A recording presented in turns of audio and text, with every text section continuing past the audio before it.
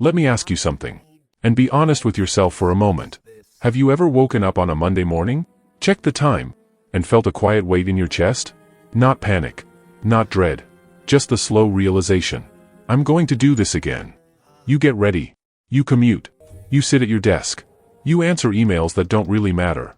You attend meetings that probably shouldn't exist. And somewhere around lunch, you think to yourself, is this really it? Because here's the part nobody talks about. It's not that your job is terrible. It's not even that you hate it. It's that you know, deep down, this isn't freedom. You did everything you were told to do. You went to school. You got a job. You show up. You work hard.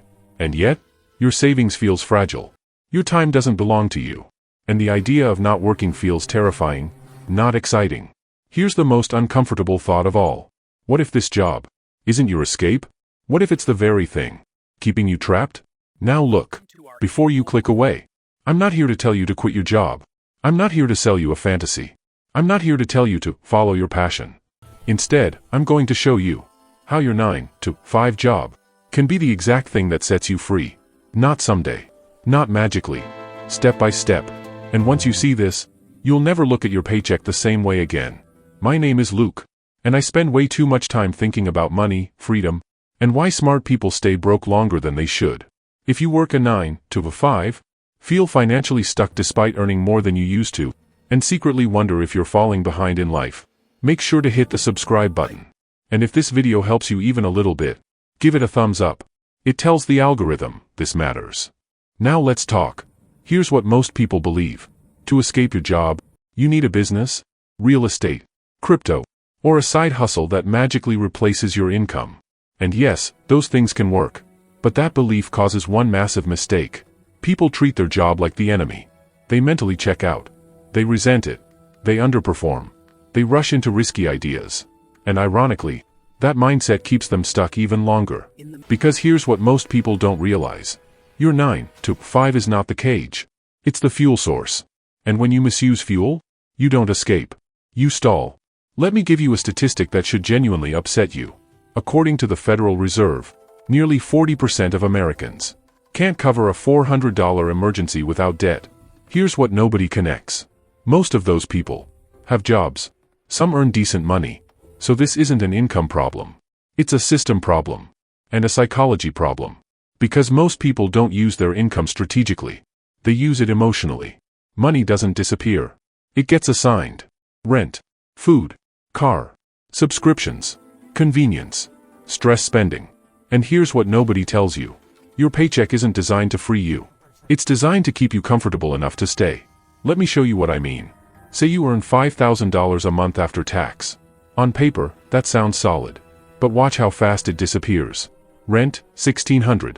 Car payment and insurance, $600. Groceries, $500. Utilities, phone, and internet, $300. Subscriptions, $150. Eating out, $400. Random expenses, $450. That's $4,400 gone. You have $600 left. Here's what most people do with it. They save a little. They invest a little. They live a little. And nothing changes. Because $600 isn't freedom money. It's coping money. Here's the truth. Your brain doesn't crave wealth. It craves relief. Relief from stress. Relief from boredom. Relief from feeling behind. So when you get paid, your brain says, finally, I can breathe. And instead of using money like a tool, you use it like a sedative. That's why raises don't fix the problem. They just increase the dosage. Psychologists call this hedonic adaptation. New salary. New expenses. New baseline. You earn more, but feel exactly the same. Because freedom doesn't come from income. It comes from control. Let's kill a dangerous idea right now.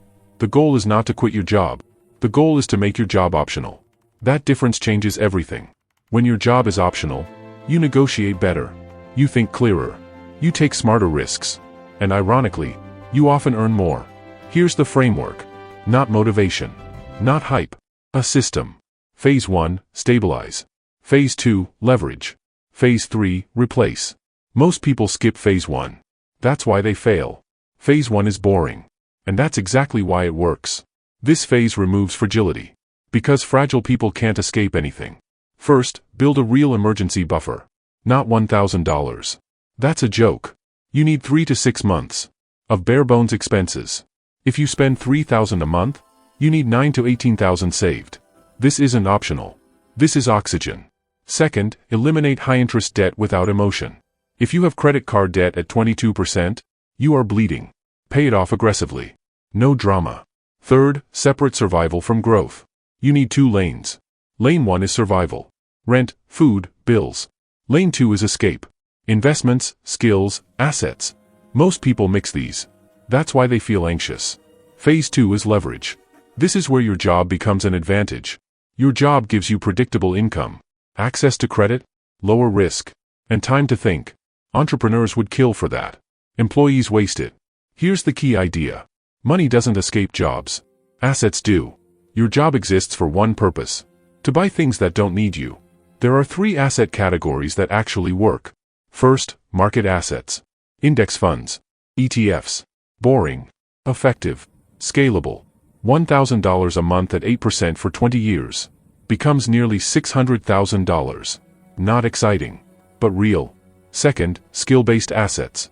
Skills that increase earning power. Writing, sales, coding, design, marketing. These compound faster than money. Third, small, boring businesses. Not startups. Systems. Service businesses. Digital products. Cash flow machines. Phase 3 is replace. This phase sneaks up on you. 1 month your side income is $200, then $500, then $1,000. And suddenly, your job isn't the main character anymore. You don't need to replace your salary. You need to replace your expenses. If your life costs $3,500 a month, and your assets produce $3,500, you're free. Anything above that is optional labor. You might be thinking, I don't earn enough. Neither did most people who escaped. I don't have time. You have more than you think. I'm too late. The best time was 10 years ago. The second best time is now. Here's the truth. Your job is not your enemy. Your job is your sponsor. It funds your escape. If you stop letting lifestyle inflation steal it, you don't need to blow up your life. You don't need to quit tomorrow. You need a plan. And you need to start. Because 1 year from now, you'll either be closer to freedom, or still thinking about it. And the only difference is what you do after this video ends. If this helped you, subscribe. More importantly, take action. I'll see you in the next one.